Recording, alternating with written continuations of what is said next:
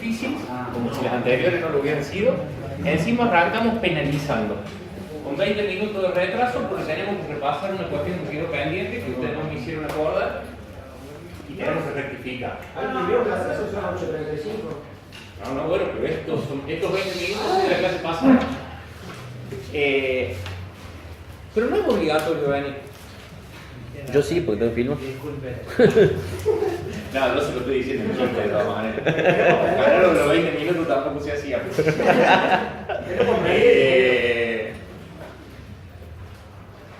Cuando vimos diagrama espacial de fuerzas magnetomotrices en flujos, en algún momento nos entró una duda sobre el sentido de giro de las fuerzas electromotrices y lo dejamos ahí para conversarlo cuando terminamos de hacer el desarrollo y no lo hicimos. Repensándolo después que se fueron ustedes y miren el gráfico, se nos retorció la regla de la mano derecha. Entonces, puntualmente, todo el desarrollo está perfecto, lo único que hay que hacer es cambiarse sentidos en un par de flechitas, que ahí ya se la repasamos inmediatamente, cosa que lo tengan en cuenta para cuando estudien el tema, porque si no, hay una cuestión que no le va a cerrar. Nosotros suponíamos el estator de la máquina, acá dibujé, no terminé de dibujar los conductores, el estator y el rotor. En el diagrama espacial, si recuerdan, representábamos la fuerza magnetomotriz, el flujo de fuerzas electromotrices y corrientes, no en la posición temporal en donde la representamos en un diagrama normal, sino indicando en qué conductores o en qué parte de la máquina estaban siendo máximas en el instante que estamos representando.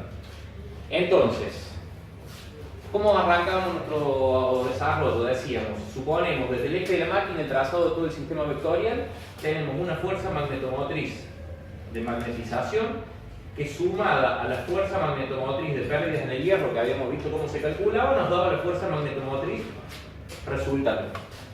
En fase con la fuerza magnetomotriz de magnetización teníamos el flujo común en el entrehierro, suma del flujo producido por la corriente estatórica que concatena el rotor, más el flujo de la corriente rotórica que concatena al arrollamiento del estator. Ese flujo gira a una velocidad de sincronismo, vamos a decir de entrada, gira a una velocidad omega 1 en sentido antihorario.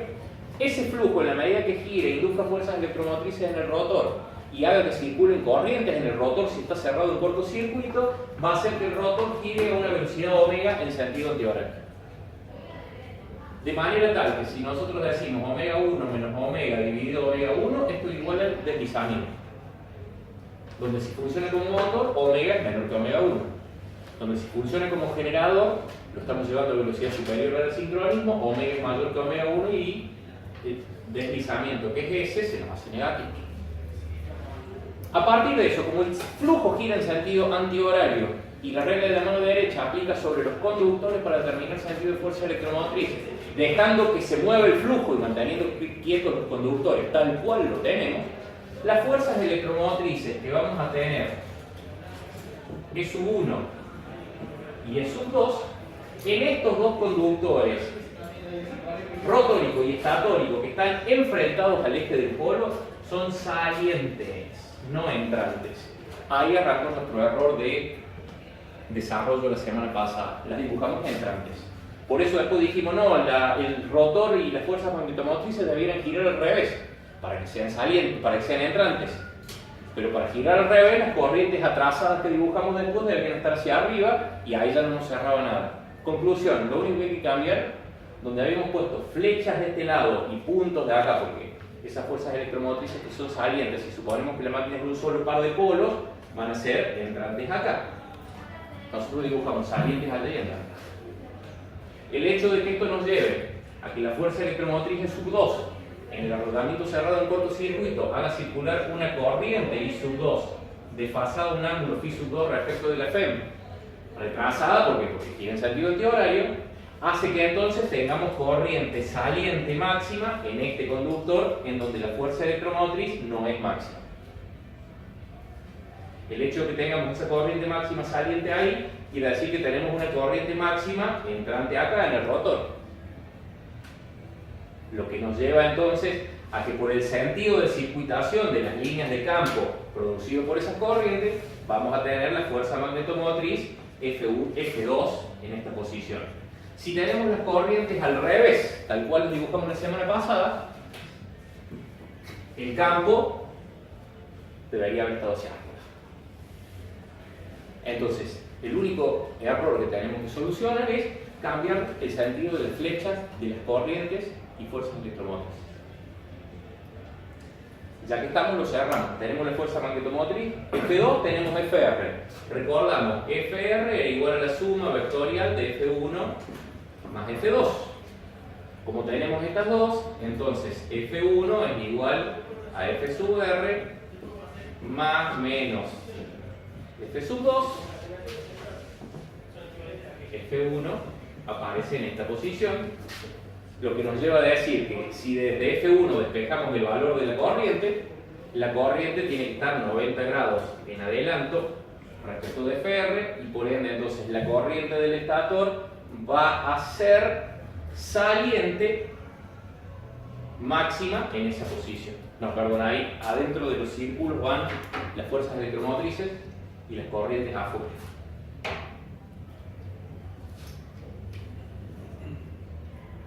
O sea, la mecánica de representación que teníamos era, dentro del circulito de cada uno de los conductores representábamos la fuerza electromotriz y al lado del circulito las corrientes. Entonces acá que veíamos, fuerza electromotriz y corriente tenían, más allá de diferente módulo, misma polaridad. ¿Qué pasa acá? Si yo tengo en el estator fuerza electromotriz saliente ahí, quiere decir que acá la tengo entrante y por ende acá va a ser menor que la máxima pero entrante. Tenemos diferente polaridad. ¿Puede ser que la fuerza electromotriz y la corriente tengan diferente polaridad? Sí. ¿Por qué?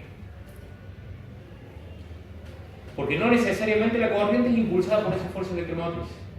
Esa fuerza electromotriz que hemos representado máxima acá y con un valor menor en este conductor aquí, es la fuerza electromotriz inducida en los conductores estatóricos, en las bobinas estatóricas, por el flujo común que se desplaza en el entrehierro.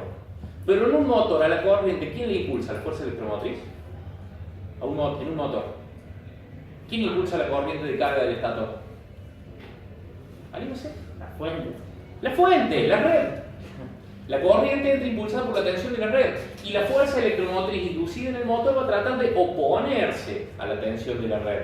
Entonces resulta que, ahora en un rato vamos a ver el diagrama vectorial, en una posición casi opuesta a S1 aparece la tensión de fase U sub F. Para esta tensión, esa corriente es lógicamente una corriente normal con un desfasaje relativamente inductivo. Y es lógico que sea inductivo, ¿por qué? Porque la máquina no es un capacitor, que es el motor asincrónico. Dos bobinas, una de ellas puesta en cortocircuito, consumiendo corriente. Rectificación, no hemos dibujado todos los valores, pero acá podríamos hacer lo propio, digamos, como lo hicimos los otros días, completando todos los círculos, cosa que ya no tiene demasiado sentido. Lo importante era saber que teníamos que cambiar las polaridades, porque si no, si giraban en sentido antihorario y las corrientes y tensión y fuerzas electromotrices tenían la polaridad inversa a la que dibujamos el otro día, esta corriente debería haber estado atrasada en sentido contrario y girar en sentido horario. Este es el diagrama real. Reitero, lo único que hay que cambiar de los otros días, las polaridades de las corrientes y tensiones que dibujamos en los conductores o asociadas a los conductores. ¿Pregunta? ¿Duda? ¿Ya tienen el apunte? Buenas noches. Sí. Listo. ¿Quién da la clase entonces? Sí, ¿cómo lee la? ¿Cómo? Sí, ¿cómo lee la? Sí, a mí lo que me interesa es que hagan los gráficos, las explicaciones se las doy yo. Me obligan.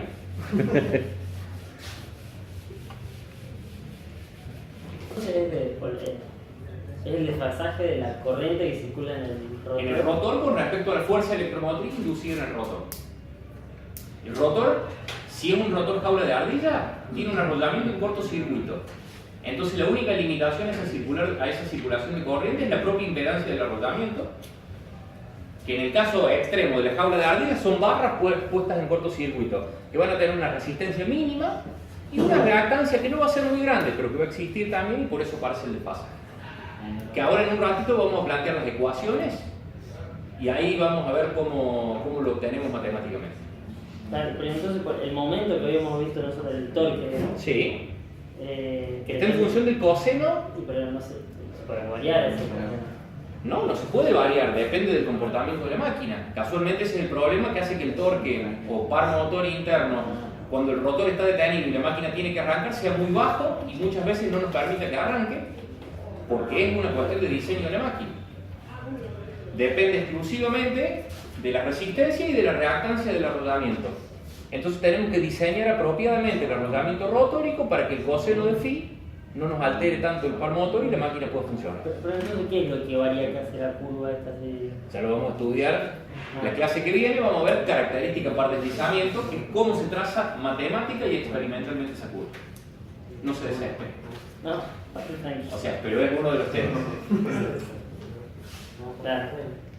¿Qué es lo que hace que varíe de esa manera? Que en el coseno de phi, aquí estamos, phi sub 2 es igual a arco tangente de x2s dividido r2, donde x2s es igual a s por x2. x2 es la reactancia real del arrollamiento que se le llama rotor detenido.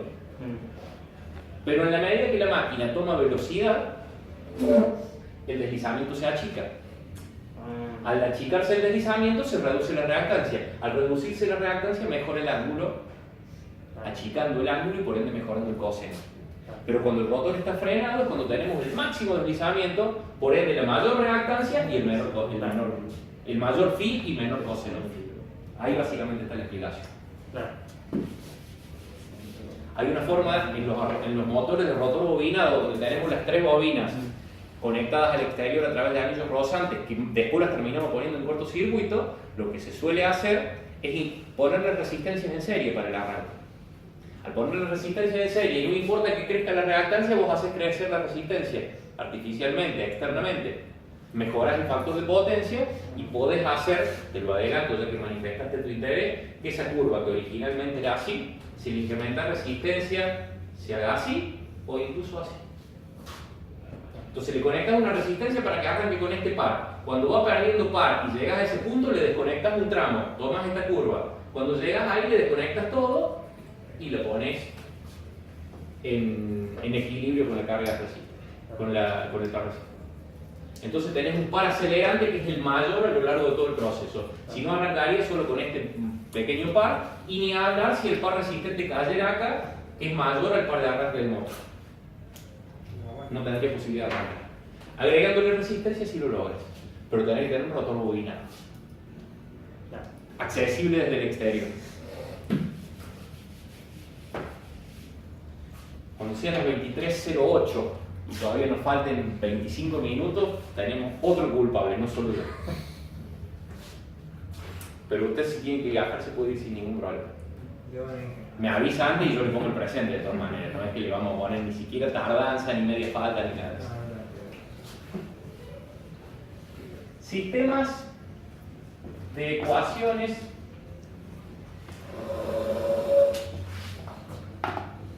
del motor asíncrono.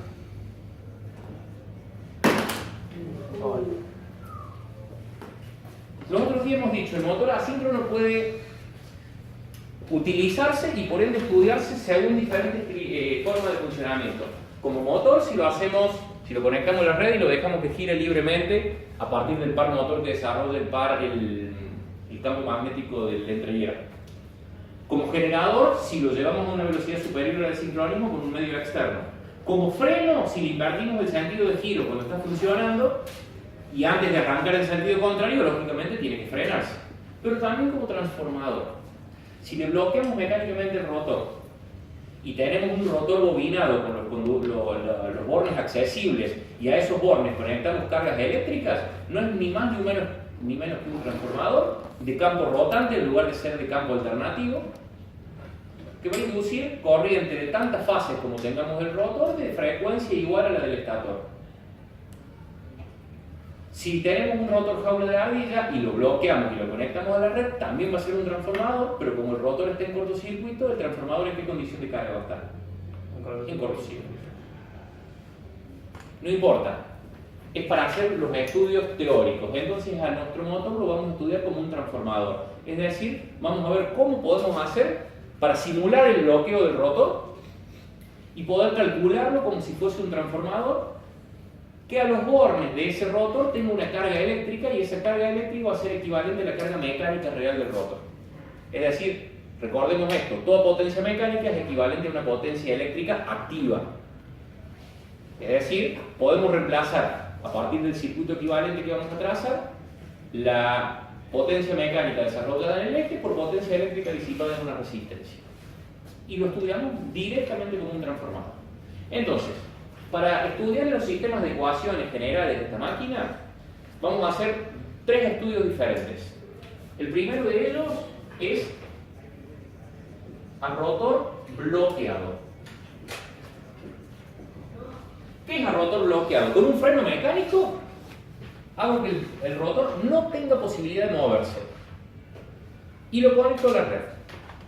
Pero vamos a suponer que es un rotor, es una máquina de rotor bobinado, en la que tenemos los bobinados accesibles y en un principio los dejamos abiertos para que se comporte como un transformador. Entonces, ¿qué va a ocurrir? Vamos a tener una ecuación del arrollamiento estatórico que es más o menos así. La alimentamos con una tensión U1 y esa tensión va a ser igual a una fuerza electromotriz menos S1, que ya vamos a ver cómo la calculamos y después vamos a ver cómo la representamos en el diagrama vectorial, más una corriente I1 que va a circular cuando el motor tome carga, multiplicada por la resistencia R1 del arrollamiento estatórico, más esa misma corriente multiplicada por J omega 1 L1. Omega 1 es la pulsación de la corriente, o 2pi por F1, frecuencia del estator, multiplicada por la inductancia.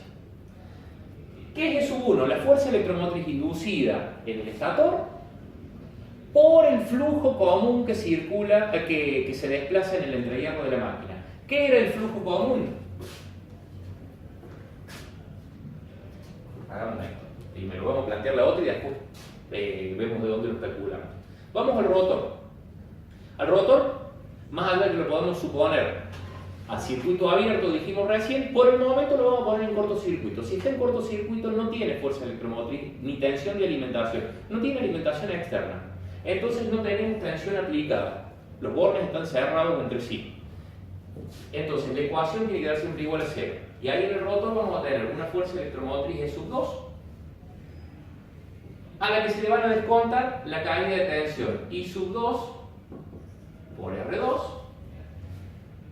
menos I sub 2 por J omega 1 L2.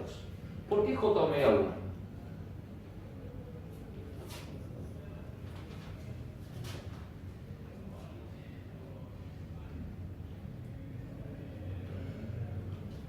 Recordemos esto. Omega 1, 2 por pi por F1.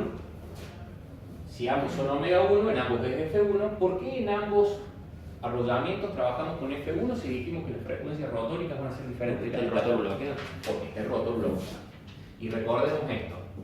F2S, la que existe en realidad en el rotor, sin importar en la condición de funcionamiento en que esté, es igual a S por F1. Si el rotor está bloqueado, ¿cuánto vale el deslizamiento? 1. Entonces la frecuencia F2 es igual a F1. Entonces, omega 2 es igual a omega 1. Bueno, ese sistema de ecuaciones lo podemos readaptar acá y decir, para hacerlo más simple, U sub 1 es igual a menos E sub 1 más I sub 1 por R1 más J X1. Donde X1 es omega L. De la misma manera, 0 igual a E sub 2 menos I sub 2 por R2 más J X2.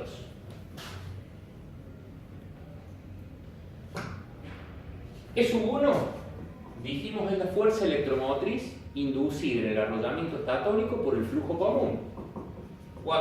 En valor eficaz, 4,44 cita 1, F1, N1 por el flujo común.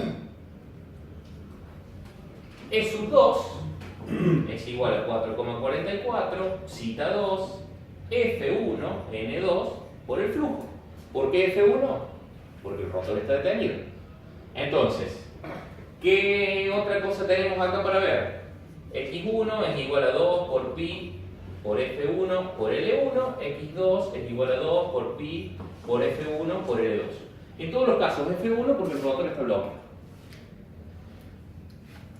Algo para aclarar, el flujo resultante phi es igual a phi sub 1, 2 más phi sub 2, 1. Flujo producido por el arrollamiento estatórico que concatena el rotor, es decir, atraviesa el entrehierro, más el flujo producido por el arrollamiento rotórico que concatena al estator, producido por el rotor que atraviesa el entrehierro y concatena al estator. El flujo encargado de inducir las fuerzas electromotrices en sub 1 y en sub 2. Si nosotros hacemos memoria cuando estudiamos dispersión en la máquina síncrona, I1 por X1 e I2 por X2, ¿qué son? Fuerzas electromotrices. Estas son caídas de tensión, sin dudas.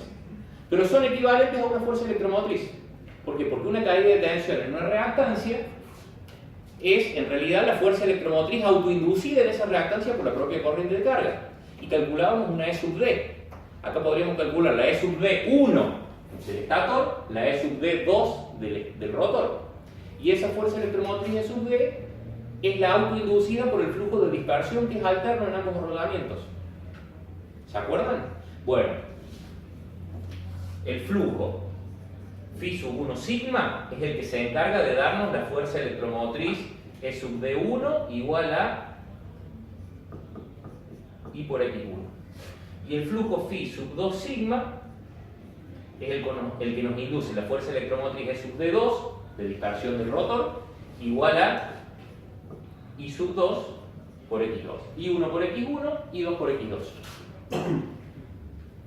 Habíamos hecho cuando calculábamos la fuerza electromotriz de dispersión en la máquina síncrona, al flujo de dispersión que obteníamos y que veíamos cómo se calculaba, lo introducíamos a una ecuación parecida a la de la fuerza electromotriz. ¿Por qué? Porque es un campo de variación senoidal, de variación temporal senoidal.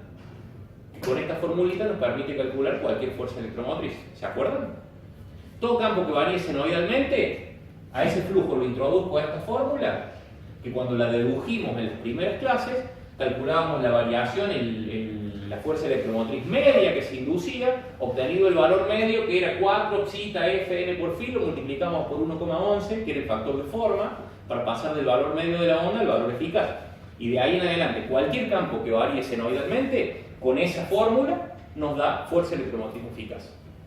Entonces, el mismo flujo común introducido en estas dos ecuaciones nos da E sub 1 y E sub 2. Estos flujos de dispersión introducidos en las mismas ecuaciones nos dan la E sub D1 y la E sub D2, que son iguales a las caídas de tensión reactivas. Y por eso trabajamos con las caídas de tensión. Lo importante de acá es esto. Lo de abajo es para saber cómo calculamos cada una de las magnitudes intervinientes. El tema es que ahora queremos pasar a un análisis paralelo, que es el rotor en movimiento.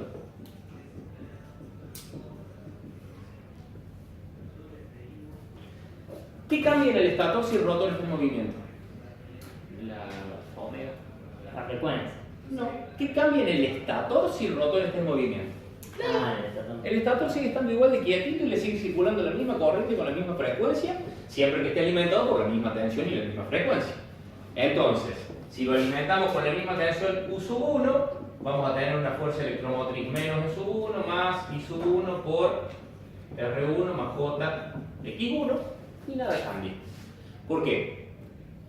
Porque la corriente que va a circular en el rotor, lo vamos a ver, se va a mantener constante. Si se mantiene constante la corriente que circula en el rotor para esta simulación que vamos a hacer, el flujo común que tenemos en el entrehierro se mantiene constante, y si el flujo común se mantiene constante, la fuerza electromotriz inducida también, entonces no se va a alterar el funcionamiento. Sí va a cambiar la cuestión en el rotor. ¿Por qué? Porque en el rotor vamos a tener el mismo cortocircuito que antes, pero ahora vamos a tener una fuerza electromotriz E sub 2S. ¿Por qué? Porque el rotor está marchando. Cada vez que simulemos rotor marchando, le vamos a agregar a todas las magnitudes variables en función de la velocidad o del deslizamiento el subíndice S para diferenciarlo del sin subíndice, que es para rotor bloqueado. Cuando el rotor toma velocidad, la velocidad relativa con la que se cortan las líneas del campo del entrehierro con los conductores del rotor se reduce. ¿Por qué? Porque el campo está marchando a 3000 RPM. Si el rotor está quieto, el campo marcha a 3000 RPM arriba del conductor. Cuando el campo marcha a 3000 RPM, pero el rotor marcha a 2900 tratando de seguirlo, la velocidad relativa de corte de líneas bajó a 100. Entonces la fuerza electromotriz, como está en función de la frecuencia, se va a alterar. Y ahí vamos a ver de qué manera. De la misma manera, la corriente I sub 2 por R2 más J X2S. La reactancia también cambia. ¿Por qué? Porque la fuerza electromotriz E sub 2S es igual a S por E sub 2. Y la reactancia X2S es igual a S por X2. ¿Cuánto vale el deslizamiento cuando el rotor está bloqueado? Primer análisis que hicimos, 1. ¿Cuánto vale E sub 2S si el rotor está bloqueado? E sub 2. ¿Cuánto vale X2S si el rotor está bloqueado? X2. Seguimos estando en la condición del rotor bloqueado. Pero ahora lo dejamos que gire. El deslizamiento toma otro valor, menor que 1, próximo a 0. Entonces, tenemos otra forma de representar la ecuación del rotor, en donde podemos decir que 0 es igual a S por E sub 2 menos I sub 2 por R2 más J S por JX2. Nueva ecuación del rotor para rotor en movimiento. A ver, para tener representado el movimiento, sabiendo que si al rotor ese lo bloqueamos, los deslizamientos se hacen 1 y la ecuación sigue siendo la del rotor bloqueado. ¿Se entiende? Vamos a hacer otro análisis más. Vamos a dividir primer y segundo miembro por el deslizamiento. ¿Qué pasa si a 0 lo divido por S? ¿Qué me da? 0. ¿Qué pasa si a S por E sub 2 la divido por S? E sub 2. E sub 2. La misma que teníamos con el rotor bloqueado. Menos I sub 2 por, vamos a dividir por S la sumatoria de R2 más JX2. ¿Qué pasa si a R2 la divido por S? R2 sobre S. Se hace igual a R2 sobre S. ¿Qué pasa si a S por JX2 la divido por S? JX2.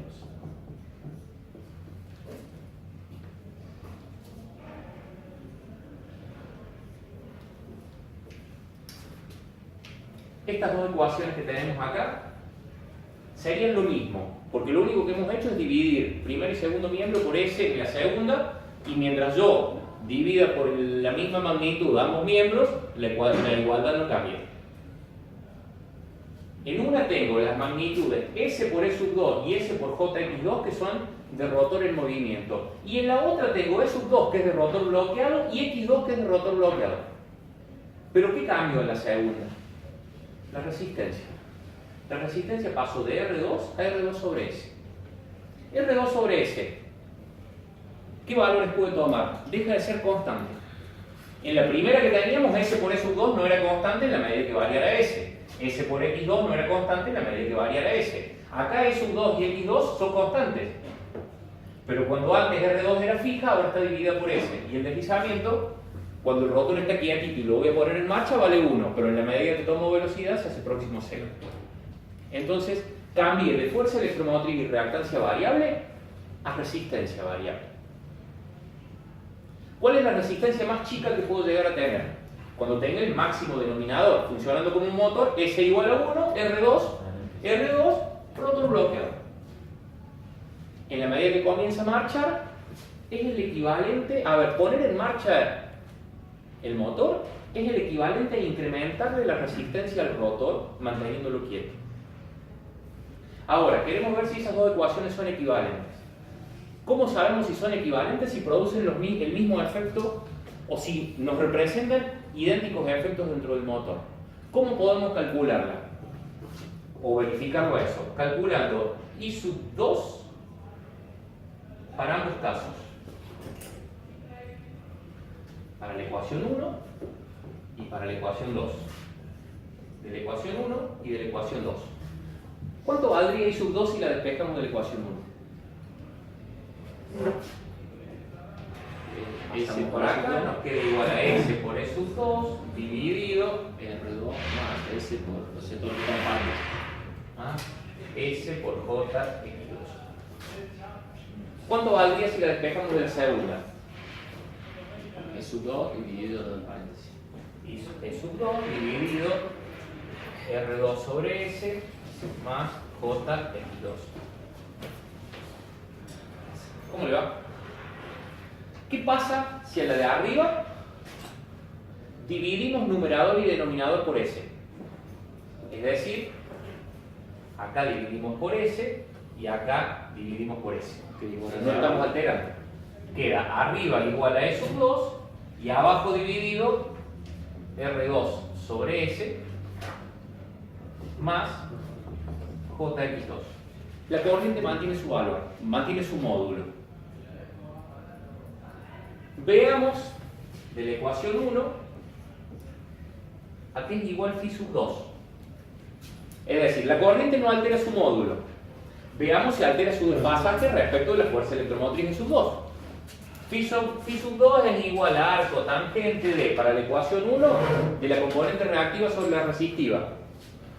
S por X2 dividido R2.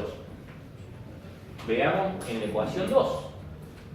Phi sub 2 es igual a arco tangente de componente resistiva, X2 sola, dividido R2 sobre S. ¿Es lo mismo? Sí, es lo mismo. S se pasa. Conclusión. Sin importar cuál de las ecuaciones utilizamos, la corriente I sub 2 del rotor se mantiene constante y el ángulo de desfasaje de la corriente I sub 2 respecto de la fuerza electromotriz I sub 2 también. Entonces podemos usar indistintamente cualquiera de las ecuaciones. Pero le vamos a asignar diferente nombre a la condición de uso.